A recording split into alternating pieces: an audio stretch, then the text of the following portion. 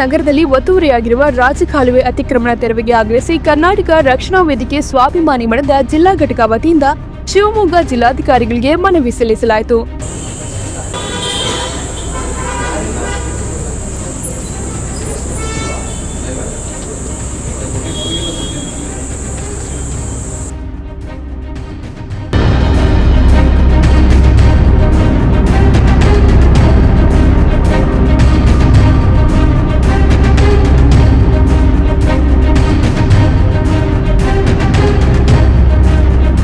ನಗರದ ಸವಳಂಗ ರಸ್ತೆಯ ಅಕ್ಕಮಹಾದೇವಿ ವೃತ್ತದ ಬಳಿ ಇರುವ ರಾಜಕಾಲುವೆ ಜಾಗವನ್ನು ಅತಿಕ್ರಮಿಸಿಕೊಂಡು ನರ್ಸಿಂಗ್ ಹೋಂ ಕಟ್ಟಡ ಕಟ್ಟಿದ್ದಾರೆ. ಈ ಕಟ್ಟಡಕ್ಕೆ ವಿದ್ಯುತ್ ಸಂಪರ್ಕ ಹಾಗೂ ಡಿಎಚ್ಒ ಇಲಾಖೆಯಿಂದ ನಿಯಮಗಳನ್ನು ಉಲ್ಲಂಘಿಸಿ ಪರವಾನಗಿ ನೀಡಲಾಗಿದೆ.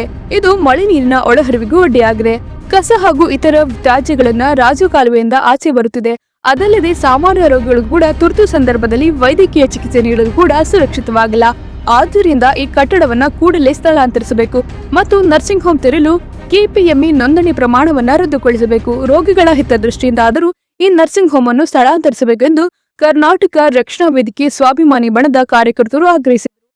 ಸಣ್ಣ ಬ್ರೇಕ್ ನಂತರ ಪ್ರತಿಭಟನೆ ದೃಶ್ಯಗಳನ್ನ ನೋಡೋಣ ಹಾಗೂ ಪ್ರತಿಭಟನಾಕಾರರು ಏನ್ ಹೇಳ್ತಾರೆ ಅದನ್ನ ಕೇಳೋಣ ಬನ್ನಿ.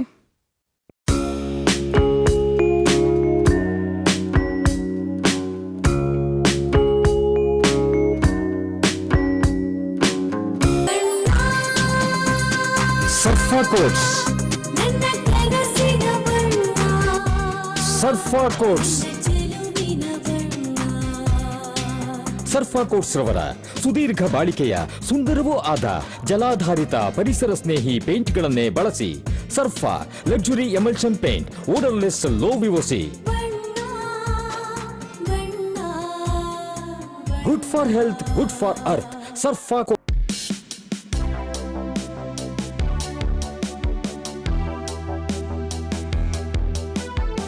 ರೇಡಿಯೋ ಅಯೋಡಿನ್ ಥೆರಪಿ ನಿಖರವಾಗಿ ಪರಿಗಣನೆ, ನೇರ ಚಿಕಿತ್ಸೆ, ಹೈಪರ್ ಥೈರಾಯ್ಡಿಸಂ ಮತ್ತು ಥೈರಾಯ್ಡ್ ಕ್ಯಾನ್ಸರ್ಗೆ ಸೂಕ್ತ ಚಿಕಿತ್ಸೆ ಹಾಗೂ ಆರೈಕೆ ನಮ್ಮ ನಂಜಪ್ಪ ಲೈಫ್ ಕೇರ್ ನಲ್ಲಿ ಲಭ್ಯ.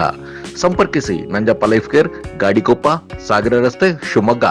ಮೊಬೈಲ್ ಸಂಖ್ಯೆ 9686269090. ವಾಸವಿ ಪಬ್ಲಿಕ್ ಸ್ಕೂಲ್, ಕೋಟೆ road, Shivamogga.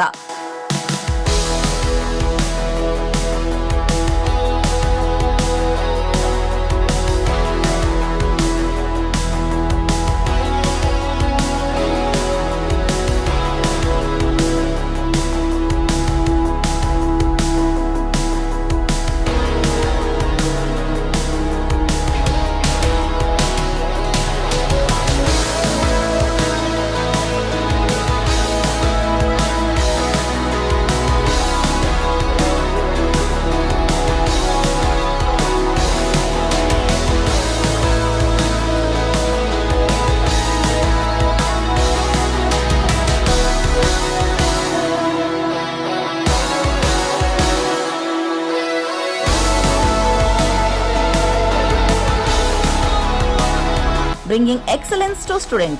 Admission open 2026-27. Nursery to 10th standard.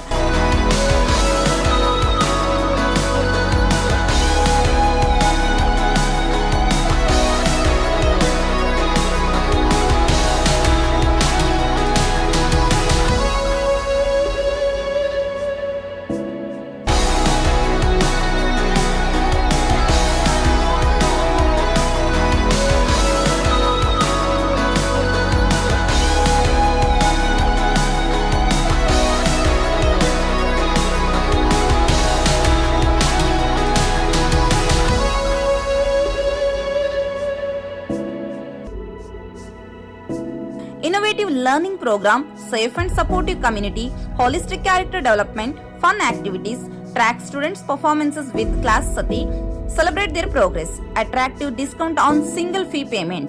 For admission, contact 97421 51421, 9900862246, 9964586181. Shivamogga Akkamahadevi ವೃತ್ತ ಇದೆ. ಆ ಜಾಗದಲ್ಲಿ ಒಂದು ರಾಜಕಾಲುವೆ ಹರಿಯುತ್ತೆ. ಎಲ್ಲರಿಗೂ ಗೊತ್ತಿರೋಂಥ ವಿಚಾರ. ಶಿವಮೊಗ್ಗದಲ್ಲಿ ಇರತಕ್ಕಂಥ ಎಲ್ಲಾ ತ್ಯಾಜ್ಯ ವಸ್ತುಗಳು ಆ ಮೂಲಕ ಹೊರಗಡೆ ಹೋಗುತ್ತೆ. ಶಿವಮೊಗ್ಗ ನಗರದಲ್ಲಿ ಒಟ್ಟು 2 ಕಿಲೋಮೀಟರ್ ರಾಜಕಾಲುವೆ ಇರುತ್ತೆ. ಅದರಲ್ಲಿ ಮಹಾನಗರ ಪಾಲಿಕೆಯಿಂದ ಏನು ನಿರ್ಮಾಣ ಮಾಡ್ಬೇಕಾದ್ರೆ ಬಫರ್ ಝೋನ್ ಬಿಟ್ಟಿರ್ತಾರೆ 15 ಅಡಿ ಅದನ್ನೆಲ್ಲ ಅತಿಕ್ರಮಣ ಮಾಡ್ಕೊಂಡಿದ್ದೇನೆ. ಕಮರ್ಷಿಯಲ್ ಕಟ್ಟಡಗಳನ್ನು ಕಟ್ಕೊಂಡಿದ್ದಾರೆ, ಅಪಾರ್ಟ್ಮೆಂಟ್ಗಳನ್ನು ಕಟ್ಕೊಂಡಿದ್ದಾರೆ, ಮನೆಗಳನ್ನು ಕಟ್ಕೊಂಡಿದ್ದಾರೆ. ಇನ್ನು ಮುಂದೆ ಹೋಗ್ತಿದ್ದಂಗೆನೆ ಸಣ್ಣ ಮನೆಗಳ ಸಮೇತನೂ ಕಟ್ಟಿದ್ದಾರೆ. ಅದಕ್ಕೆ ಅಲ್ಲಿ ನರ್ಸಿಂಗ್ ಹೋಮ್ ಸಮೇತನೂ ಇದೆ. ಯಾಕಂತ ಹೇಳಿದ್ರೆ ನರ್ಸಿಂಗ್ ಹೋಮು ಶುಚಿತ್ವ ಜಾಗದಲ್ಲಿ ನಡೀತಕ್ಕಂಥ ಕೆಲಸ ಆಗಬೇಕು. ಅಲ್ಲೇನಂತ ಹೇಳಿದ್ರೆ ರೋಗಿಗಳು ಸುಮಾರು ಜನ 80ರಿಂದ 100 ಜನ ರೋಗಿಗಳಿರ್ತಾರೆ. ಅವರಿಗೆ ಯಾವುದೇ ತರಹದ ಸುರಕ್ಷತೆ ಆದ್ಯತೆಗಳಿರಲ್ಲ, ಅವ್ರಿಗೆ ಮತ್ತೆ ರೋಗ ಹರಡುವಂಥ ಚಾನ್ಸಸ್ ಇರುತ್ತೆ. ಇಂಥದ್ದೇನಿದೆ ಇಂಥದ್ದೆಲ್ಲ ಇಟ್ಕೊಂಡಿದೆ. ಏನು ಪರ್ಮಿಷನ್ ಕೊಟ್ಟಿದ್ದಾರೆ KEB ಅವರು ಆಗಿರ್ಬೋದು, ಆಮೇಲೆ ಕಂದಾಯ ಇಲಾಖೆಯವರು ಕಂದಾಯ ಏನು ಫಿಕ್ಸೇಷನ್ ಮಾಡಿದ್ದಾರೆ ಆ ವಿಚಾರ ಆಗಿರ್ಬೋದು, ಆಮೇಲೆ ಮಹಾನಗರ ಪಾಲಿಕೆಯಿಂದ ಪರ್ಮಿಷನ್ ಕೊಟ್ಟಿಂದ ಆಗಿರ್ಬೋದು, ಈ ಕೂಡಲೇ ಅದನ್ನೆಲ್ಲ ಕಟ್ ಮಾಡಬೇಕು. ನಾವು KEB ಅವ್ರಿಗೂ ಈ ಸಲ ಇದರಲ್ಲಿ ಒಂದು ಮನವಿಯನ್ನು ಸಲ್ಲಿಸ್ತಾ ಇದೀವಿ. ಅವ್ರು ಏನು ಕರೆಂಟ್ ಕೊಟ್ಟಿದ್ದಾರೆ ಅದನ್ನು ಈ ಕೂಡಲೇ ಅದನ್ನ ಕಟ್ ಮಾಡಬೇಕು. ಆಮೇಲೆ ಅಲ್ಲೇನು ಬಫರ್ ಝೋನ್ ಇರೋ ಜಾಗದಲ್ಲಿ ಕಟ್ಟಡಗಳು ನಿರ್ಮಾಣ ಮಾಡಿದ್ರೆ ಈ ಕೂಡಲೇ ಅದನ್ನ ತೆರವುಗೊಳಿಸಂತ ಕೆಲಸ ಮಾಡಬೇಕು.